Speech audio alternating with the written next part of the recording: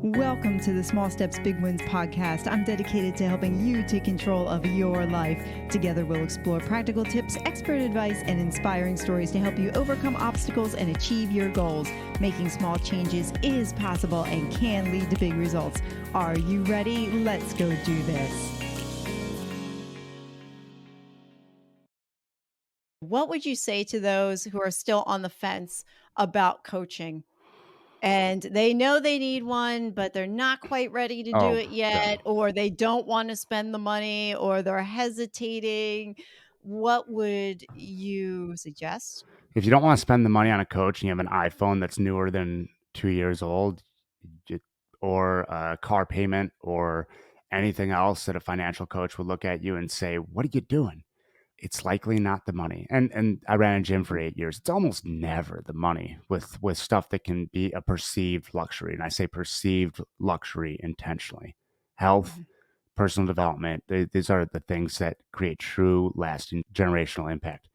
And what I would say is our nervous system, our subconscious can have an almost autoimmune response to change. And it's programmed smartly because not too long ago in the history of humans, if we changed one little thing, we might get eaten. So I get it and I understand. And guess what? You're going to be fine. You'll be alive. And a 90% chance, that 99% chance that you'll be better for the journey. So if you want to go a little deeper before, but if that's not enough of an answer, ask yourself this question before you go on your walk. Why am I resistant to getting a coach? What is there in there that I don't want to look at? Because I promise you, my friend, whatever there is that you're trying not to look at is where you want to look to find the most freedom in your life. Boom. Boom. Thank you for sharing that. And the funny thing is the reason I asked that is because I spent months being resistant to spending the money on a coach.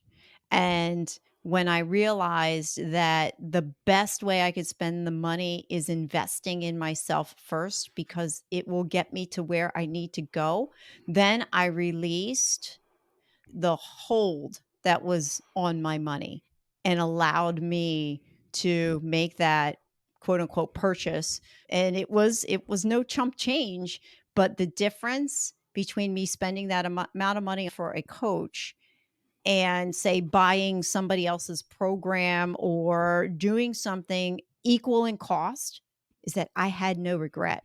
Yeah. I had no regret. I did it. I spent the money. I have no regret. 9 weeks later, I he's worth twice as much what I paid for him. I mean, A, a, a good coach will personally. get that. A good coach will get Yeah. that. I have episode 99 of my podcast. I had one of my recent clients on. He said after 2 sessions, he received double his investment. So Wow. uh, Yeah. a Yeah. good coach will get that. And I mean, it's a for to work with me for 3 months, it's a 4-figure investment. And like I said, I'm here to coach myself out of a job. So, and as a coach, there is tremendous impact, and this work is regenerative.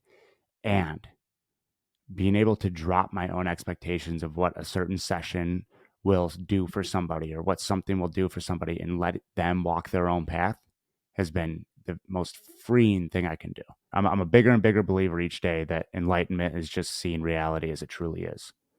And when you can see your thought patterns and your emotions for what they are, you can drop a lot of your personal biases. Not all of them. They're ingrained in our head. And you can Right. you And new can ones will pop up too. new ones will pop up and you can get closer and closer to being able to truly see reality for what it actually is. Do you have a story of somebody who you've worked with that had experienced a radical transformation like that? Yeah, and I'll go back to the one that I just referenced who I had on my podcast this week because I know he's shared it and he's good with sharing it. My client Rob, he started drinking at a young age and he heard me give away that 4-step process on a podcast.